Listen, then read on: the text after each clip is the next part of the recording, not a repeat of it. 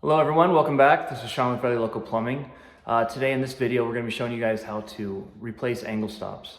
There's a lot of different reasons why your angle stops may be replaced. These are the old quarter turns, and these are actually all one unit. The supply line and the angle stop were together. Now this shuts off your water below your sinks. So if you have any problems with it, your cold line or your hot line, you want to replace the faucet, if something's leaking, this is where you should be able to shut it off. Now a lot of times on these older multi-turn ones, these turn a lot of different ways, a lot of different turns to turn them off, and there's little rubber gaskets in there that get old and decayed. What we're going to be doing is replacing them with new quarter turns today. These are a lot easier, a lot more efficient. They're called quarter turns because turn them a quarter away and now it's off. So on, off. And there's a lot less inside of there to go wrong because it has a metal steel ball inside there that works better. So anyway, that's what we're going to be doing today. So there's a lot of different ways we can do this depending on your application. I'm going to show you a few of them so that way you know if you run into any problems and it's different than what it looks like here. Now you may be replacing some that already look like this, and maybe just over time these have gotten hard and they won't turn back on or off, or you're just trying to keep up on the maintenance. That's great. So what we're going to do today is, the first thing we're going to have is our tools. We're going to have some Teflon paste. We're going to have obviously our angle stops, which these are half inch compression by 3/8. We're going to have our channel locks. I have a crescent wrench. If you have access to one, this is called a ferrule puller, and I'll show you how it's used. If we don't use that, we can also use a hacksaw blade with metal teeth. Then, if we really have a problem, we can get into this side to where we'll have sand cloth, we'll have a coupling, so we'll have some copper, coupling, half-inch copper, we'll have some kind of cutters to cut the copper at the wall, torch, flux, solder, inspection tool, and a wire brush, and then a rag to clean up. That's if we get into a lot of trouble over here. I'll show you why. So if you look here, you can see how close this is there. If we can't get this ferrule to pull off, we may have to cut the copper. Or if you have an application where there's just a lot of copper left, where this is out farther, you can actually just cut that and just skip the whole part of removing the ferrule, and it makes it a lot easier. So we'll show you how to do both. So on this one,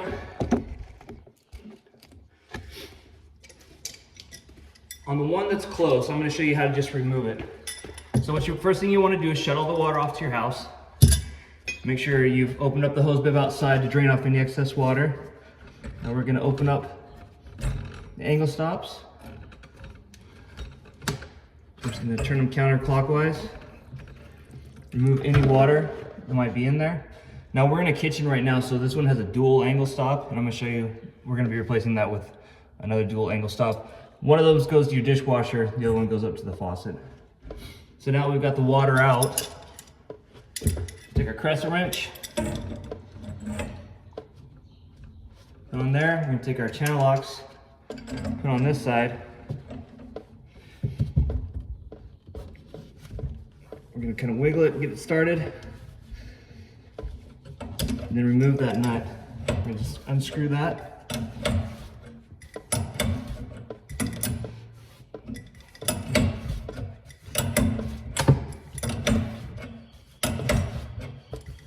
Now, if you don't have a ferrule remover, and if you don't want to go through the trouble, you can reuse this nut, the back nut, and the ferrule that's already on there.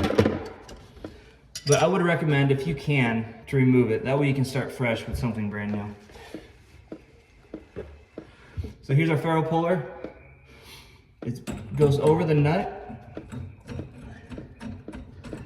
loosens out. We tighten that all the way in there, and it fits inside. It fits inside the copper there.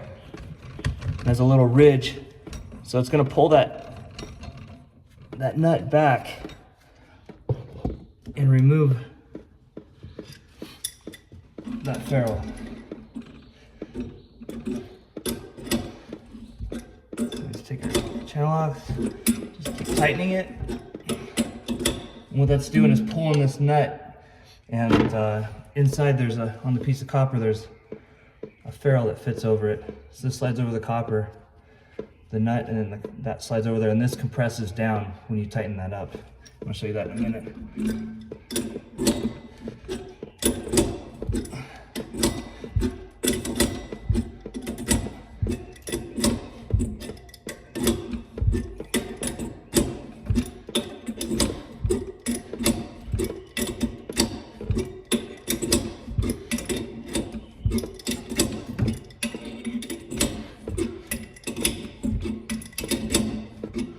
So make sure you have your parts before you start this, because once you get this off, you can't turn the water back on, for sure. Okay, so now that's off. You can see as I loosen this up,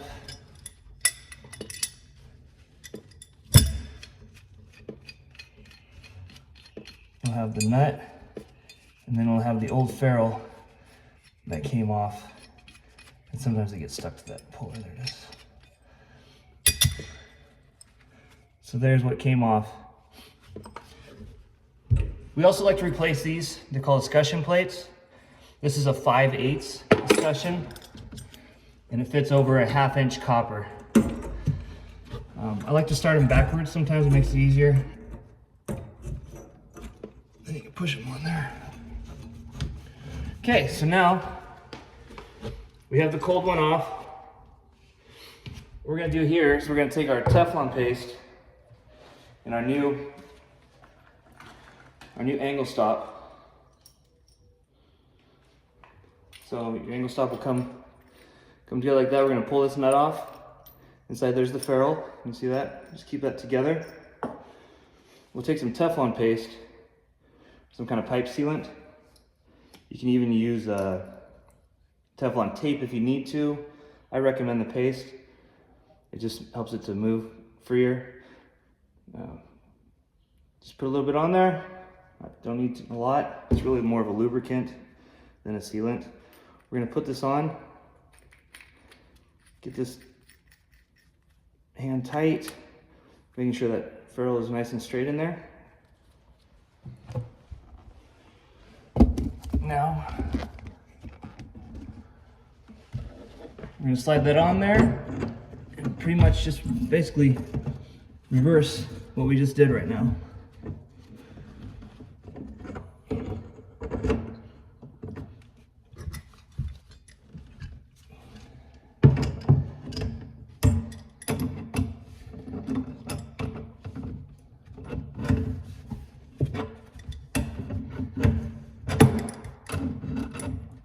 Now I know these countertops are off, so it makes this a lot easier. If you don't have that access and you're underneath there, I feel your pain. It's not as easy to get things tightened. But you want to make sure that these are definitely tight, because if these blow, it's going to have the full force of your water service coming in. Okay, so that's all done. Make sure it's nice and straight.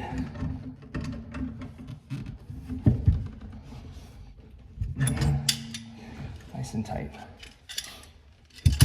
All right, so that's that one. Now let's say we don't have a ferrule puller. We're still gonna do the same thing. We can either take this apart, but when we do that, we're gonna take a hacksaw blade and we're gonna run it across that ferrule, and we're gonna cut that ferrule.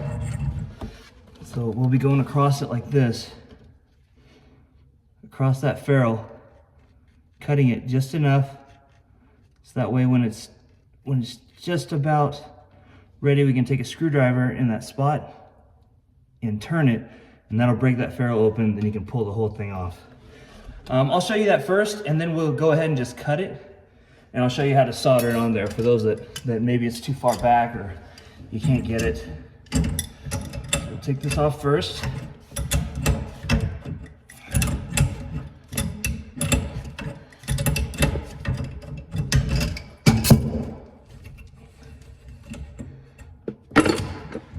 Okay, so now we can see that ferrule on there.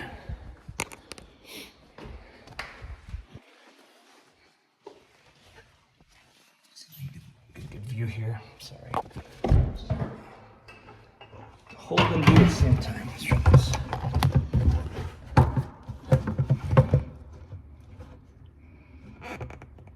Okay,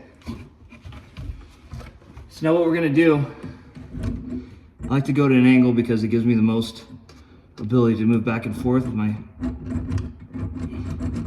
hacksaw blade. Start slow.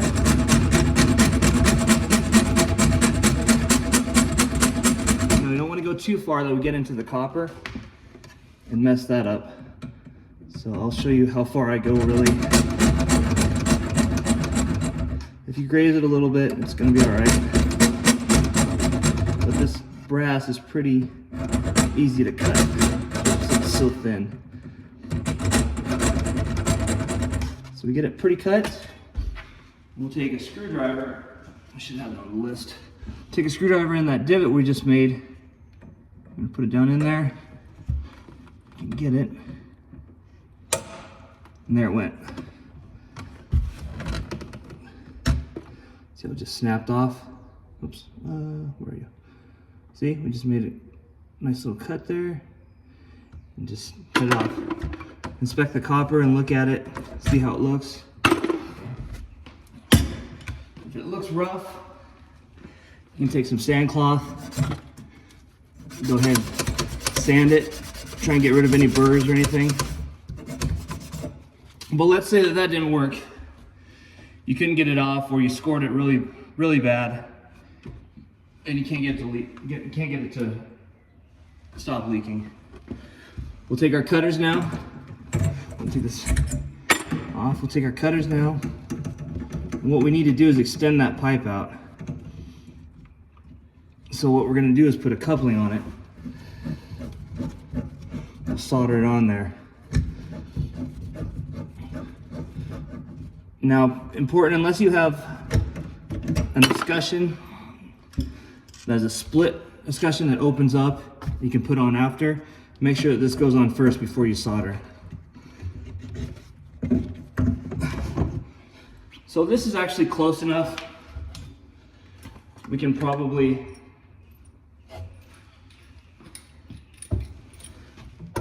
put that on there and it'll be just fine. But let's say for practical reasons, to show those that doesn't have that option, we'll solder it on there. So we're gonna get our coupling. Get our wire brush. We're gonna score the inside of that coupling.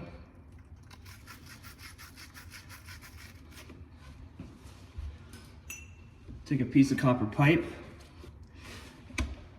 and our sand cloth. We're gonna sand that. We've already sanded this piece already. So you can see we sanded it, make it nice and shiny. Take our flux. We're gonna flux copper pipe. We're gonna flux the inside of the coupling. We're also gonna flux this other piece of copper.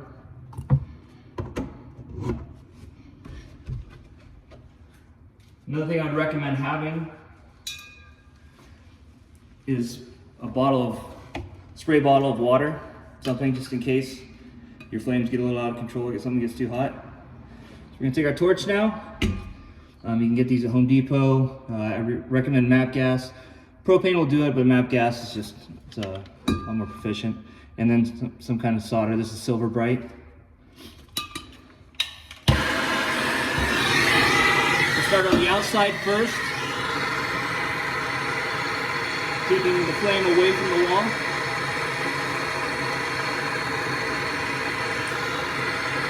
Just enough till it starts to move. Solder goes all the way around. We'll take the front and the back side now. Same thing.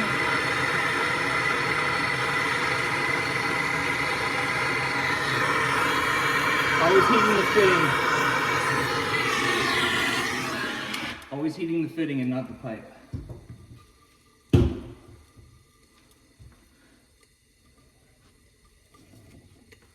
Okay, we're gonna let that cool for a minute.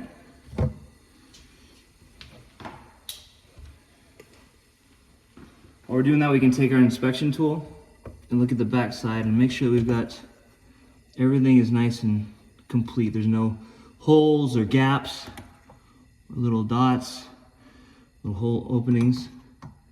Making sure everything looks good. Then we'll take our rag, we'll clean up, making sure there's no leftover flux that can oxidize that copper. Okay, now this is still hot, so remember that. We'll take our cutters again, and we'll give ourselves enough room where we can put that new angle stop on. Now it's gonna be a little farther out than the other one is, but there's nothing wrong with that. Mostly nobody's ever gonna see this, and you would rather it be a little farther out than taking the chance of it leaking against that wall and having to dig into the wall to do this. If you do have to dig into the wall to do this, I would suggest making at least a 6x6 opening. You know, give yourself enough room, that way you don't burn anything when you do it, and you'll be a lot happier with that. Okay, so same thing with the angle stop. Take our Teflon paste.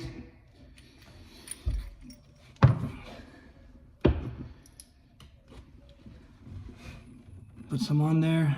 Doesn't need a lot, just enough to get it to turn and spin freely. Put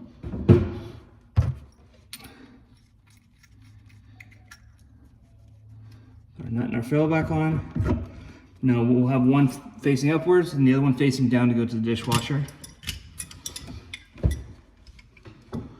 If you're liking this, please like and subscribe. That way YouTube can send my videos out to more people that need this. It's really what I'm here for, is to help others. I use YouTube all the time, and I just really appreciate when people can put out content that I can use and save myself money, and plus it's just fun to do things sometimes, to learn new things. All right, so we're gonna tighten it back up.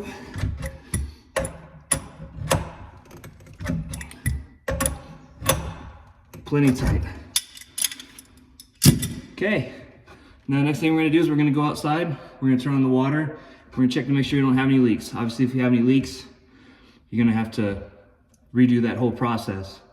But everything should be well. And I hope you like this. I hope it gives you value.